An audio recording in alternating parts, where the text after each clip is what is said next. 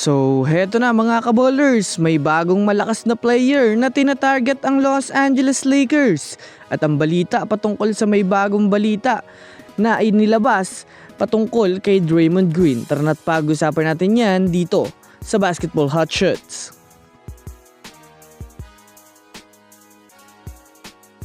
Una nga muna tayong dumako mga kaballers sa balita patungkol sa may bagong player na tinatarget ang Los Angeles Lakers. Well, sa ngayon nga po mga kaballers ay maraming ang mga players ngayon ang biglang nagsisilabasan sa trade block at maraming ang mga players ngayon ang expected na magiging free agent dahil na rin naman sa pagtatapos ng kanilang mga kontrata.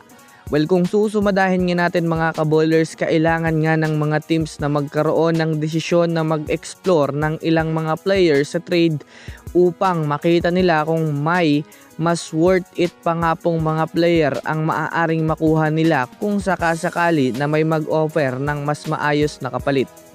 Kagaya na lamang mga kaballers sa mangyayari ngayon kay Lu Dort ng OKC Thunder na mas lalong tinutukan nga ng Lakers dahil na rin naman mga kaballers sa ine-expect nga po ngayon ng karamihan na magiging tradable ito dahil sa pagdesisyon na in-exercise nga ng OKC ang kanyang kontrata kaya maaaring maging ganap na itong restricted free agent. Kaya naman hindi na nga po mga kaballers nagdalawang isip ang Lakers sa pagbabalak na kunin ito dahil na rin naman sa pagkakaroon nga po nito mga kaballers ng katangiang bilang player na alam ng Lakers na mapapakinabangan nila. Yan ay ang pagiging matinding lockdown defender nito na may halong opensa plus playoff experience na pwedeng gawing sandata nila upang magkaroon ng mas pina-improve na lineup ang kanilang kupunan sa susunod na season para kay Luka Doncic at Austin Reeves.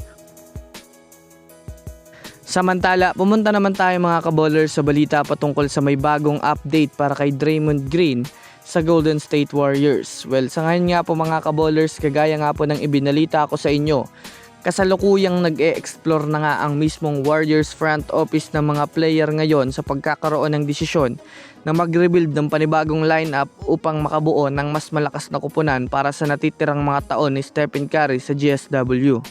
Ayon nga sa pinakabagong update na lumabas ngayon mga kaballers, base sa inilabas na espekulasyon ng mga eksperto, since malaki na rin naman nga po ang nagiging kontrata nito ni Draymond Green sa Warriors at isa sa mga nakakapagpa-expand ng salary cap, pwede ngang gawin ng GSW i-explore itong si Draymond Green sa trade market upang mas makakuha ng panibagong mas matinding sentro.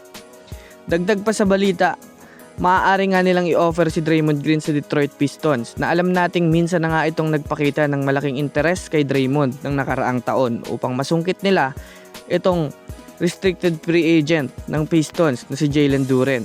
Ano sa tingin nyo mga kaballers sa espekulasyon na inilabas ngayon ng mga eksperto patungkol kay Draymond Green? Sang-ayon nga ba kayo? I-comment nyo na yan sa ibaba.